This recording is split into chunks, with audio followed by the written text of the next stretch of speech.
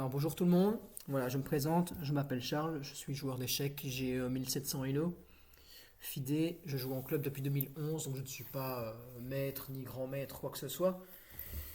Mais étant donné que je suis joueur de club et que j'ai des bases dans les règles, j'ai acquis les règles fondamentales, je maîtrise les grands principes entre guillemets, simplement que tout ce qui est profondeur de calcul, aller très loin et comprendre les positions jusque très loin, c'est pas moi qui vais vous les apprendre. Si vous voulez apprendre ce genre de choses, je vous conseillerais plus d'aller vers des youtubeurs comme Mark Hennen par exemple. Lui, il est très pédagogue, il explique très bien, il a une très bonne compréhension du jeu, c'est un très bon streamer. Moi, je vais pas me lancer dans du stream pour commencer, je vais me lancer dans tout ce qui est problème tactique. Parce que j'estime que être capable de travailler sa tactique, ça aide à énormément de choses. Et surtout pour sauver des parties que ben, des fois on ne se rend pas compte, mais on a par exemple un matin 1 ou un matin 2 forcé où l'adversaire ne sait rien faire. Et si on ne prend pas le temps de réfléchir à cela, ben, souvent on passe à côté de choses, quoi. J'avais fait une vidéo, mais je l'ai recommencée parce que ben, elle était un peu brouillonne, où justement il y avait une partie où c'était deux joueurs, il y avait un maître fidèle avec les blancs, et il est passé à côté du matin 2. C'était pourtant entre guillemets facile à trouver, mais comme il était en blitz, il n'a pas réfléchi à ça, il a pensé à des millions de choses. Je crois qu'il avait fait petit roc à la place, ce qui n'est pas une faute. Se mettre son roi en sécurité, c'est loin d'être une erreur. Mais il y avait plus fort dans cette position-là. Et c'est ça que justement, mais le fait de faire de la tactique, ça pourrait justement aider. Je veux dire, j'ai un ami qui a 2050 FIDE, il joue pour mon club, il est français, mais il joue pour mon club belge. Euh, il m'a déjà dit, lui, avant une ronde interclub, ce qu'il fait, il fait genre une cinquantaine d'exercices tactiques pour éveiller un peu ses réflexes, éveiller ses capacités de calcul, de se dire, ah bah tiens, là, il y aura peut-être ça, ça, ça, ça, ça, ça, ça. Et du coup, bah, il va chercher pendant la partie.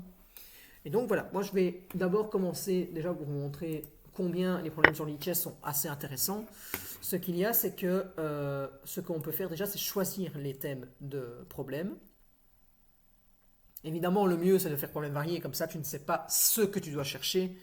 Mais dans un premier temps, ce que je voudrais d'abord commencer, surtout pour des joueurs à bas niveau, donc je veux dire entre 200, 500 Elo, peut-être même un petit peu plus, je sais pas, 700 Elo par exemple.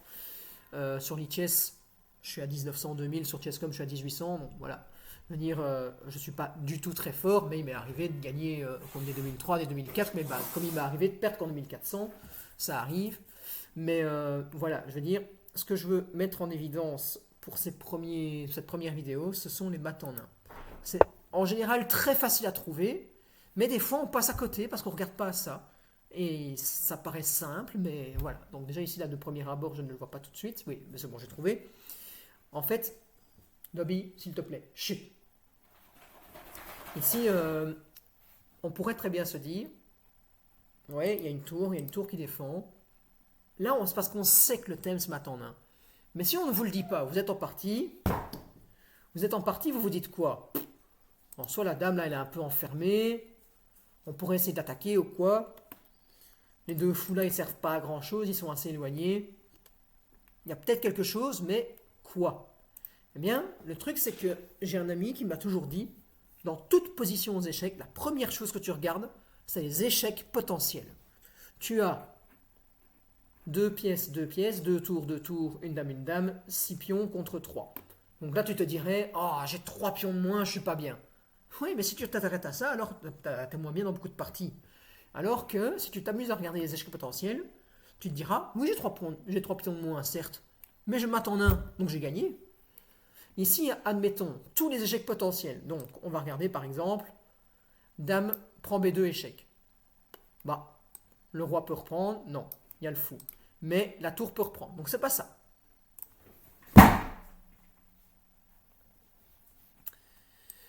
On pourrait jouer par exemple dame à 2 échec, mais simplement roi prend. En soi, il n'y a rien. Mais si on prend le temps de regarder à dame prend pion A3, qui met échec le roi blanc, on a le chef du club où je joue qui est très pédagogue, et quand il explique aux enfants, il leur dit, il faut toujours, quand tu es en échec, penser à ton pif, ton nez. Simplement, P pour prendre, I pour intercaler et F pour fuir. Ici, dans le cas présent, si on fait dame prend pion à 3, est-ce qu'on sait prendre la dame? Oui, on sait la prendre avec le pion. Mais, si on le fait, on est en échec à cause du fou derrière. Donc, la dame ne peut pas être prise. Le pion est cloué sur le roi. Donc ça ne va pas. Donc sur dame prend pion, est-ce qu'on sait mettre quelque chose entre le roi et la dame? Ben non, il n'y a rien qui peut rentrer. Et est-ce que l'on peut fuir avec le roi et venir en B1? Non, parce que le cavalier tient la case. Donc le mat en 1, il est là. Et c'est ça que si on ne pense pas aux échecs potentiels, ben, dame prend A3, on ne l'analyse pas. Et alors du coup, j'ai désactivé la possibilité de passer au problème suivant, parce que par exemple, sur cette position-là, on va aller voir si le 2100 a pensé au mat. Oui, il y a pensé. Mais il y a des fois, les gens le loupent. Pourquoi? Parce qu'on est en blitz, ils vont jouer vite et il n'a pas regardé à ça. Et voilà, ici, il lui restait 35 secondes. Il a joué en 4 secondes et 2 centièmes. Enfin, et 2 dixièmes. Donc, bah, voilà. Il a trouvé le truc, donc c'est très bien. Bravo à lui. Alors maintenant, on revient en arrière, on le rejoue, hop, et on passe au suivant. Mais pas en faire 150 pour essayer de ne pas faire une vidéo trop longue. Hein. Chut, poupousse. Ici, qu'est-ce qui pourrait bien être mat en 1? Le roi est en situation très précaire. On a le roi qui est très mal placé, il est en plein milieu des deux tours. Le cavalier tient la case ici. Ce qu'il y a, c'est que la case là n'est pas tenue, la case là n'est pas tenue, et la case là n'est pas tenue. Comment est-ce que l'on pourrait tenir ces trois cases-là? Donc, par exemple, on va encore analyser tous les échecs possibles. Est-ce que cavalier H4? Oui, c'est très bien, mais le roi peut fuir ici, peut fuir ici, peut fuir ici. Donc cavalier H4, c'est pas bon. Cavalier D4 échec? Cavalier H5, cavalier D5, pardon. Ben, en soi, roi F7 est toujours possible, roi G6, roi F5. Cavalier échec n'est toujours pas une bonne idée. Maintenant, tour 3, E6, échec. Ah, c'est très bien, ça tient les deux cases là. Mais les deux cases là ne sont toujours pas tenues. Idem pour tour 8, E6. Ça tient toutes les cases là, mais les cases là ne sont pas tenues. Donc, il reste encore un autre échec possible, c'est tour F8, échec. La tour va venir prendre la colonne F, l'autre tour tient toujours la colonne E, et le cavalier tient la case G5. Donc là, la tour vient battre ici comme ça. Pourquoi? Parce qu'encore une fois, on ne sait pas prendre la tour quand elle est là, on ne sait rien intercaler entre les deux, et le roi ne sait pas fuir. Je suis quand même curieux d'aller voir à chaque fois si l'adversaire a trouvé. Ouais, là c'était facile quand même. Ah, ils m'ont remis à chaque fois au tout début. Malin ça.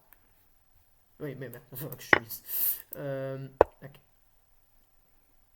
Alors, ici, qu'est-ce qui pourrait bien être mat en 1? Il faut bien se dire que le fou et la dame font une belle batterie sur les cases noires. Le problème, c'est que si on vient faire dame G7 échec, il y a fou prend. Et si on fait dame H8 échec, le roi peut partir en F7. Le problème, c'est qu'ici, les cases blanches ne seront pas bien tenues si on s'acharne sur les cases noires. Et donc, ce qu'il faut se dire, c'est que si on enlève la dame de la diagonale, le fou tient toujours la diagonale au travers de la dame. Donc, en soi, la dame n'est pas obligée de rester sur cette diagonale-ci, et elle pourrait partir sur une autre diagonale. Et donc, c'est ça, encore une fois, on regarde tous les échecs potentiels. Donc, dame G7 échec, d'accord, fou prend, ça perd. Dame H8 échec, roi F7, il n'y a pas de mat. Dame F7 échec, roi prend, il n'y a pas de mat. Dame prend G6 échec, H prend G, il n'y a toujours pas de mat. Mais si on fait dame prend E6 échec, les cases là sont tenues par la dame, les cases là sont tenues par le fou, et là, il ne sait pas s'enfuir. Donc, dame prend E6. C'est fou, ça vient souvent de parties de joueurs à 2500 et des poussières quand même. Hein. Ah ouais, une partie venue de jouer de 1800 et compagnie. Donc, ici, qu'est-ce que l'on pourrait bien trouver comme mat? C'est à peu près la même chose tantôt avec les deux tours et le cavalier en fait. Le cavalier tient la case là. La tour tient la case là. le cavalier tient la case là, la tour tient ces 3 cases-ci, et la tour tient ces 3 cases-ci. Le pion tient celle-ci, donc il faut bien se dire que toutes les cases du roi sont tenues, mais pas celle-ci. Comment est-ce que l'on pourrait venir tenir cette case-là sans lâcher le contrôle des autres cases? Parce que si on met cette tour-là, c'est bien, on met échec. Mais du coup, le roi s'enfuir par là. Si on met cette tour-là, c'est très bien, mais le roi s'enfuir par ici. Si on joue tour échec ici, roi prend. Si on joue cavalier là, tour prend. Il n'y a pas de mat. Cavalier là, tour prend. Il n'y a pas de mat. Mais si on vient mettre une petite tour ici, on met échec le roi. La tour va tenir cette case-là, cette case-là. Le cavalier va tenir cette case-là. Mince. Hop, voilà. La tour va tenir ces cases-là. Le cavalier va tenir celle-là. La tour va tenir tout ça. Tout ça. Le pion va tenir ici. En gros, toutes les cases sont occupées. Avec toutes mes flèches, le fois on s'y retrouve peut-être pas. Mais en attendant, tour tour D5, pardon, échec et mat. J'en fais peut-être un petit dernier. Hop. Alors. Ah, il est mignon. On fait un petit temps parce que, encore une fois, tu envisages tous les échecs possibles. Donc tu te dis, tiens, cavalier c'est cet échec. Non, il y a dame prend. Et même roi D8, en soi, c'est pas mat. Je me dis, mais la dame ne peut pas venir mettre échec ici puisqu'il y a la tour qui prend. Si tu fais fou prend, il y a roi prend. Donc je me dis, c'est quoi le mat? Ça ne peut pas être cavalier F6 puisque dame prend. Mais il fallait en envisager un autre. La dame, elle peut aussi mettre échec en B8. Donc si on fait dame prend tour, on met échec. Et le cavalier, est-ce qu'il peut reprendre la dame? Mais encore une fois, non. Parce qu'il y a un clouage. Ce petit clouage est là pour dire, voilà, la tour n'a pas de défense. Je peux la prendre, il n'y a aucun problème. Je ne sais rien mettre entre les deux, je ne sais pas prendre la dame. Et le roi n'a pas de case de fuite. Hop. Oui, les petits maths en nain, ils sont assez faciles, mais souvent il faut se concentrer, se dire, tiens, en vrai, c'est assez bizarre, mais dans toute position, là par exemple, on est au 17e coup, et il y a un mat en nain. Mais vous êtes au 17e coup, ici vous vous dites, bah tiens, je sais pas, moi je vais changer les dames. Ah, mais il y a peut-être plus fort en fait. On pourrait peut-être se dire, tiens, on va mettre le fou, je sais pas moi, ici pour attaquer le cavalier, avec une tour qui te défend. Le fou serait quand même pas trop mal sur une belle diagonale. Oui, mais il y a certainement plus fort. Et donc c'est ça qu'il faut toujours se dire, on se concentre et on regarde tous les échecs potentiels. Tous. Et en vrai là je ne l'ai pas. Je ne l'ai pas parce que c'est pas dame G5 et c'est pas dame prend. Ça peut pas être H4 parce que sur H4 il y a... Ah si c'est H4, c'est H4, c'est ça ouais. C'est ça ouais. C'est ça que je me disais mais... Non, c'est H4. Sur H4 échec, ce qui se passe, tour tient la deuxième rangée, elle tient ces deux cases-là.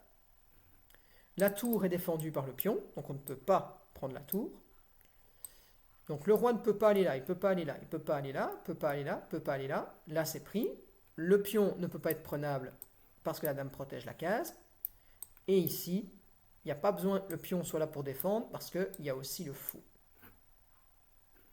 Donc, il suffit simplement de pousser H4. Hop. Donc voilà, je ne vais pas faire une vidéo de 3 heures. Les maths en 1, c'est très facile.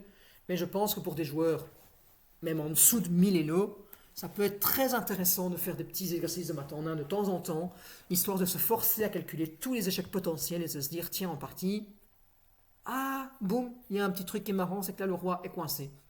Vous avez beau avoir 3 pièces de moins, si vous arrivez à faire un échec et mat, profitez-en. Voilà, j'espère que cette vidéo aura été instructive et je vous dis à bientôt pour les vidéos suivantes.